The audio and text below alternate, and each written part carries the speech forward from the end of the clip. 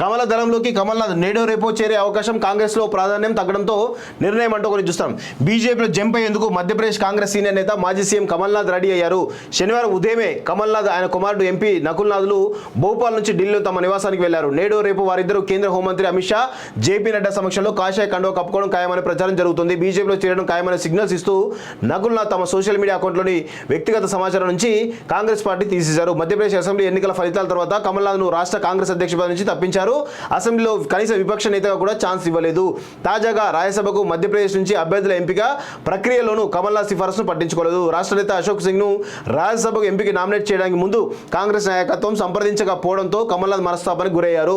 ఈ నేపథ్యంలోనే కాంగ్రెస్ అధిష్టానం తీరుపై కోపించిన కమలదళంలోకి చెల్లాలని డిసైడ్ అయినట్లు జాతీయ మీడియాలో కథనాలు వస్తున్నాయి. ఈ పుకాలకు బలం చేకూర్చేలా Madhya Pradesh BJP spokesperson Narendra Saluja Kamal Nath ఆయన కుమారుడి ఫోటోలు పెట్టి జై శ్రీరామ్ అంటూ పోస్ట్ చేశారు.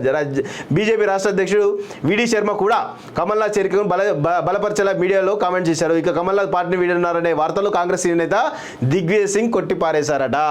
సో కాంగ్రెస్ కురువృద్ధుడు అని చెప్పొచ్చు. వాస్తవంగా కమల్నాథ్ ఆయన పుట్టుకే కాంగ్రెస్ పార్టీ.